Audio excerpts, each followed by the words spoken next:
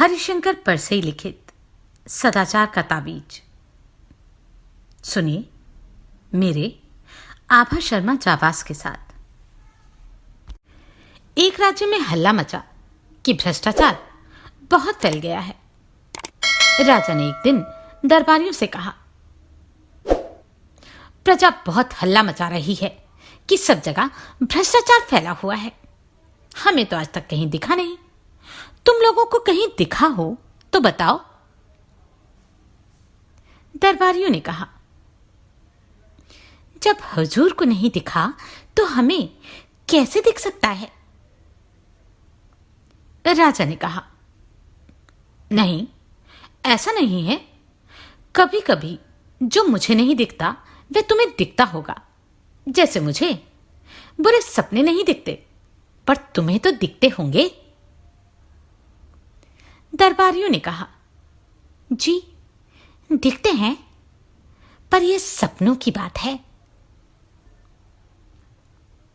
राजा ने कहा, फिर भी तुम लोग सारे राज्य में ढूंढ कर देखो कि कहीं भ्रष्टाचार तो नहीं। अगर कहीं मिल जाए तो हमारे देखने के लिए नमूना लेते आना, हम भी तो देखें कि कैसा होता है। एक दरबारी ने कहा, हुजूर, वह हमें नहीं दिखेगा। सुना है वह बहुत बारीक होता है। हमारी आंखें आपकी विराटता देखने की इतनी आदी हो गई हैं कि हमें बारीक चीज नहीं दिखती। हमें भ्रष्टाचार दिखा भी तो उसमें हमें आपकी ही छवि दिखेगी, क्योंकि हमारी आंखों में तो आपकी ही सूरत बसी है। पर अपने राज्य में एक जाति रहती है जिसे विशेषज्ञ कहते हैं। इस जाति के पास कुछ ऐसा अंजन होता है कि उसे आंखों में आंच कर वे बारीक चीजें भी देख लेते हैं। मेरा निवेदन है कि इन विशेषज्ञों को ही हुजूर भ्रष्टाचार ढूंढने का काम सौंपे। राजा ने विशेषज्ञ जाति के 5 व्यक्ति बुलाए और कहा, सुना है हमारे राज्य में भ्रष्टाचार है, पर वह कहां है यह पता नहीं चलता। तुम लोग उसका पता लगाओ। अगर मिल जाए तो पकड़कर हमारे पास ले आना। अगर बहुत हो तो नमूने के लिए थोड़ा सा ले आना।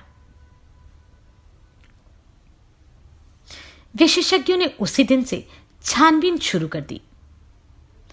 2 माह बाद वे फिर दरबार में हाजिर हुए। राजा ने पूछा, विशेषज्ञों, तुम्हारी जांच पूरी हो गई? जी सरकार। क्या तुम्हें भ्रष्टाचार मिला? जी, बहुत सा मिला।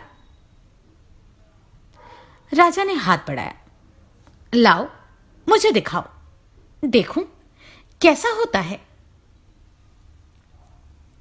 विशेषज्ञों ने कहा,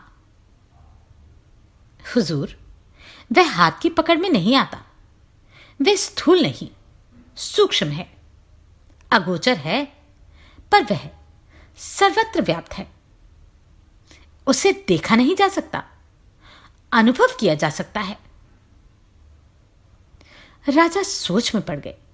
बोले, विशेषज्ञों, तुम कहते हो कि वह सूक्ष्म है, अगोचर है और सर्वव्यापी है। ये गुण तो ईश्वर के हैं, तो क्या भ्रष्टाचार ईश्वर है? विशेषज्ञों ने कहा, हां महाराज, अब भ्रष्टाचार ईश्वर हो गया है। एक दरबारी ने पूछा, पर वह है कहां? कैसे अनुभव होता है? विशेषज्ञों ने जवाब दिया, वह सर्वत्र है। वह इस भवन में है।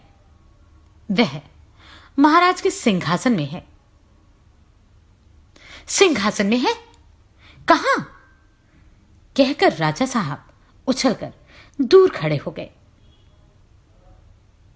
विशेषज्ञों ने कहा, हां सरकार, सिंहासन में है, पिछले माह इस सिंहासन पर रंग करने के लिए जिस बिल का भुगतान किया गया वह बिल झूठा है।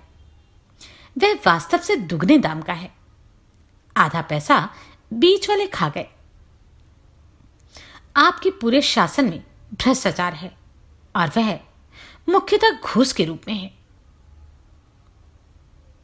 विशेषज्ञों की बात सुनकर राजा चिंतित हुए और दरबारियों के कान खड़े हुए। राजा ने कहा, यह तो बड़ी चिंता की बात है। हम भ्रष्टाचार बिल्कुल मिटाना चाहते हैं। विशेषज्ञों, तुम बता सकते हो कि वह कैसे मिट सकता है? विशेषज्ञों ने कहा, हां महाराज, हमने उसकी भी योजना तैयार की है। भ्रष्टाचार मिटाने के लिए महाराज को व्यवस्था में बहुत परिवर्तन करने होंगे। एक तो भ्रष्टाचार के मौके मिटाने होंगे। जैसे ठेका है तो ठेकेदार हैं, और ठेकेदार हैं तो अधिकारियों को घूस है। ठेका मिट जाए तो उसकी घूस मिट जाए। इसी तरह और भी बहुत सी चीजें हैं। किन कारणों से आदमी घूस लेता है यह भी विचारणीय है। राजा ने कहा, अच्छा, तुम अपनी पूरी योजना रख जाओ। हम और हमारा दरबार उस पर विचार करेंगे। विशेषज्ञ चले गए। राजा ने और दरबारियों ने भ्रष्टाचार मिटाने की योजना को पढ़ा, उस पर विचार किया। विचार करते करते दिन बीतने लगे और राजा का स्वास्थ्य बिगड़ने लगा। एक दिन एक दरबारी ने आकर कहा, महाराज, चिंता के कारण आपका स्वास्थ्य बिगड़ता जा रहा है। उन विशेषज्ञों ने आपको झंझट में डाल दिया। राजा ने कहा, हां, मुझे रात को नींद नहीं आती। दूसरा दरबारी बोला, ऐसी रिपोर्ट को आग के हवाले कर देना चाहिए जिससे महाराज की नींद में खलल पड़े। राजा ने कहा, पर करें क्या? तुम लोगों ने भी भ्रष्टाचार मिटाने की योजना का अध्ययन किया है। तुम्हारा क्या मत है? क्या इसे काम में लाना चाहिए? दरबारियों ने कहा, महाराज, यह योजना क्या है? एक मुसीबत है। उसके अनुसार कितने उलटफेर करने पड़ेंगे, कितनी परेशानी होगी।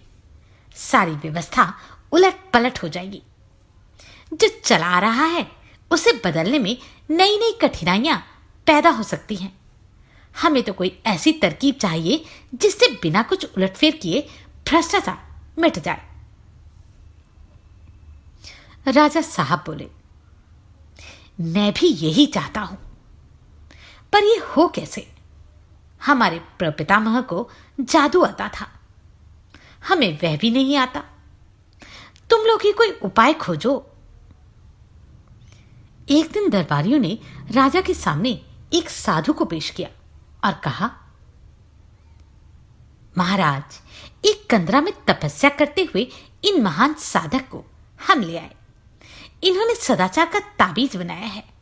वह मंत्रों से सिद्ध है और उसके बांधने से आदमी एकदम सदाचारी हो जाता है। साधु ने अपने झोले से एक ताबीज निकालकर राजा को दी।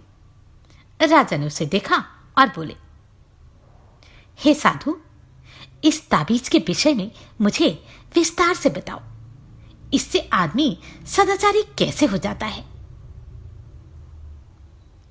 साधु ने समझाया, महाराज, भ्रष्टाचार और सदाचार मनुष्य की आत्मा में होता है, बाहर से नहीं आता। विधाता जब मनुष्य को बनाता है तब किसी आत्मा में ईमान की कल फिट कर देता है और किसी की आत्मा में बेईमानी की।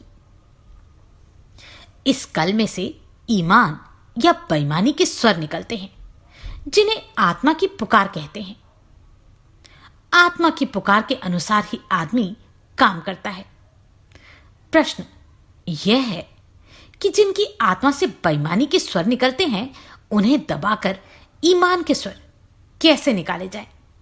मैं कई वर्षों से इसी के चिंतन में लगा हूं। अभी मैंने यह सदाचार का ताबीज बनाया है। जिस आदमी की भुजा पर यह बंधा होगा वह सदाचारी हो जाएगा। मैंने कुत्ते पर भी यह प्रयोग किया है। यह ताबीज गले में बांध देने से कुत्ता भी रोटी नहीं चुराता। बात यह है कि इस ताबीज में ये सदाचार के स्वर निकलते हैं। जब किसी की आत्मा बेईमानी के स्वर निकालने लगती है तब इस ताबीज की शक्ति आत्मा का गला घोंट देती है और आदमी को ताबीज के ईमान के स्वर सुनाई पड़ते हैं।